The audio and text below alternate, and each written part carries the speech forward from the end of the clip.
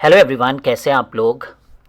तो आज हम लोग एक ऐसे शॉर्टकट के बारे में बात करेंगे या ऐसी एक चीज़ के बारे में बात करेंगे जिसके वैल्यूज़ आपको याद होना चाहिए अगर आपके एग्ज़ामिनेशन में कैलकुलेटर नहीं अलाउड है। जैसे कि आपका एग्ज़ाम जेई मेंस आने वाला है, जेई एडवांस आने वाला है, या कई बार बोर्ड्स के अंदर भी अगर आप सीबीएसई बोर्ड से हो या किसी स्टेट बोर्ड से हो जहाँ पर कैलकुलेटर अलाउड नहीं रहता है।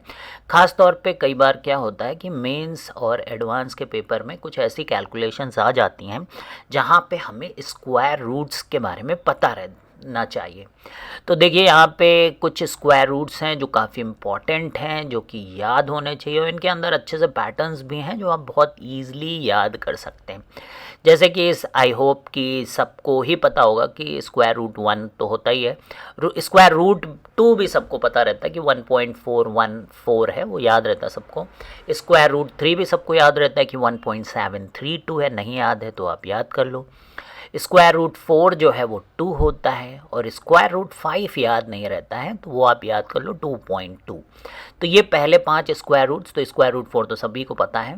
तो square root 1 is 1, square root 2 is 1.4, square root 3 is 1.7, square root 4 is 2। बताइए आपको स्क्वायर रूट 5 इज़ 2.2। तो इतना याद कर लीजिए।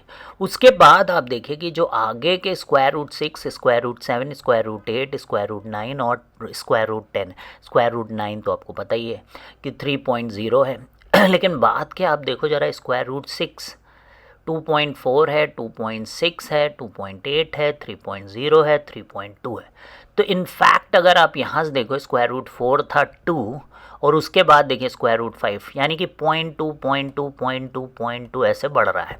कहाँ तक? स्क्वायर रूट 4 से लेके स्क्वायर रूट 10 तक। तो ईजिली आप अपने दिमाग में याद रख सकते हो कि square root 4 is 2.0, square root 5 is 2.2, square root 6 is 2.4, square root 7 is 2.6, square root is 2.8, square root 9 is 3 and square root 10 is 3.2।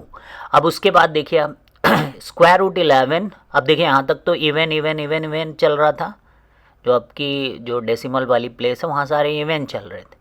अब स्क्वायर रूट 11 से आप ध्यान रखो कि यहाँ से ऑड चल गया।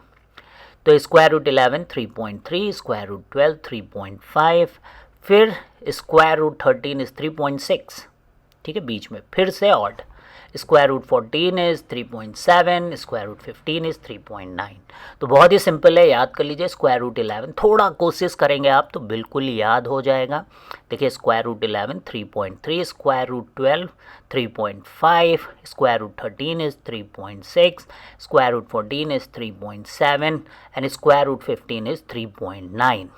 अब उसके बाद स्क्वायर रूट 16 पता ही है आपको। तो देखिए 4 होता है, स्क्वायर रूट 17 4.1, फिर स्क्वायर रूट 18 इज़ 4.2, तो 0 1 2, फिर 3 बस छोड़ना आपको। उसके बाद स्क्वायर रूट 19 में 4.4 है, स्क्वायर रूट 20 में 4.5 है तो आपने स्क्वायर रूट एक्स का ग्राफ देखा होगा कि धीरे धीरे इंक्रीजिंग तो रहता है फंक्शन स्क्वायर रूट एक्स, लेकिन जो चेंज होता है ना वो स्लो होता जाता है। इसीलिए आप देखिए पहले बड़े बड़े चेंजेस आ रहे थे। स्क्वायर रूट 1 1 था, स्क्वायर रूट 2 में 4 का चेंज आया, फिर 3 का चेंज देखिए कुछ देर तक चला, फिर काफ़ी देर तक 0.2 0.2 0.2 चलता रहा रूट 10 तक। फिर रूट 11 से आप देखिए कि 3.3 हुआ और फिर कम हो गया, एक एक पॉइंट का ही चेंज हो रहा था, 3, फिर यहाँ पे थोड़ा सा चेंज हुआ, फिर देखिए अब 3 6 7 है ना 9, और फिर देखिए तो फिर तो केवल 0.1 ही चल रहा है। केवल आपको स्क्वायर रूट 18 और 19 के बीच में 0.2 का डिफरेंस, अदरवाइज ये पॉइंट में ही बढ़ रहा है, 0.1 में ही बढ़ रहा है। तो आपको बस इतना याद रखना है ठीक है। तो अगर आप इतना याद रख लेते हो तो कोई भी कैलकुलेशन आएगी तो आप उसको ब्रेक वगैरह करके आगे की कैलकुलेशन, जैसे रूट स्क्वायर रूट 21 आ गया तो 4.6 भी लिख दोगे तो कोई गड़बड़ नहीं है। स्क्वायर रूट 22 आ गया मान लीजिए, तो आप उसको ब्रेक कर सकते हो, square root 2 into square root 11। तो स्क्वायर रूट 2 आपको पता ही 1.4 एंड स्क्वायर रूट 11 आपको पता 3.3, मल्टीप्लाई करके फटाफट एक डेसिमल तक निकाल लीजिए। तो आगे के स्क्वायर रूट्स बहुत आसानी के साथ आप इन स्क्वायर रूट्स की हेल्प से कर सकते। तो इतना आपको याद होना चाहिए अगर आप चाहते हो कि आपके बहुत बढ़िया परसेंटाइल वगैरह आए, आपकी रैंक अच्छी आए। तो ये छोटी मोटी चीज़ें आपको दूसरे बच्चों से अलग करेंगी जो इस तरीके के कैलकुलेशंस में डर जाते हैं और फिर क्वेश्चन छोड़ देते हैं, या फिर उनके कैलकुलेशंस रॉन्ग होने की वजह से वो अपने फाइनल आंसर तक सही से नहीं पहुंच पाते हैं।